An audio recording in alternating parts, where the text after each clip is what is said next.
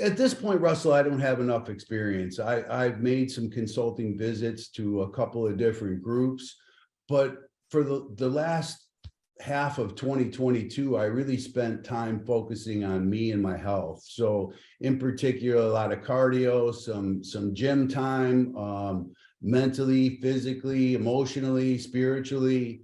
I've just done a lot of work on myself, a lot of reading and a lot of self-reflecting, but putting in the work has prepared me to move forward and really provide some consulting that I think most of the dealers don't speak my language because they grew up on the variable side. They were a successful sales associate that got promoted to a manager, maybe got an opportunity to become a desk manager, a finance manager, a GSM, a GM, and then became owners. We sit in on a few of those clubhouse rooms where I won't mention names, but they've been able to work their way up to the top, including being a dealer principal and owner.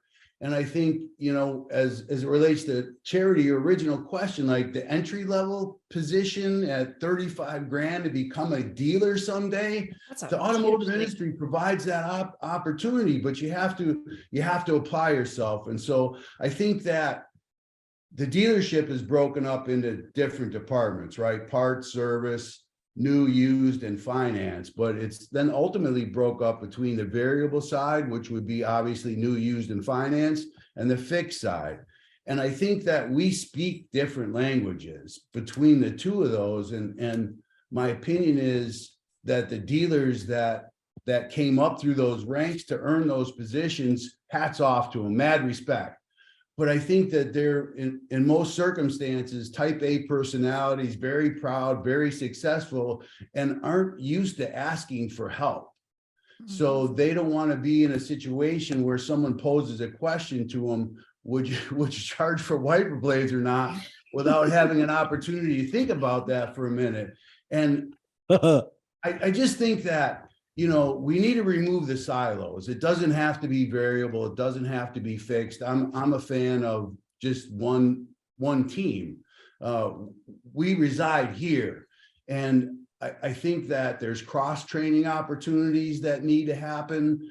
And I think it has to start with some of the dealers that might not be well-versed enough to walk back to your fixed ops departments and do an assessment. I'm doing great here. I'm not doing great there. Yeah. Or have the courage to raise your hand that I just need a little bit of help.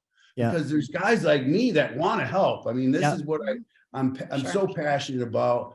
And, you know, fortunately for me, I've had a ton of success doing it. So in addition to finishing #1 in the nation for the last couple of years at my Nissan store, when I left Chicago, I ran an automotive group. Like I said, that I was there for almost 16 years, but for 15 consecutive years in a row, we had won the Toyota President's Award. And for those of you that don't know what that means, it's a combination of taking care of the customer and exceeding some sales goals for the manufacturer.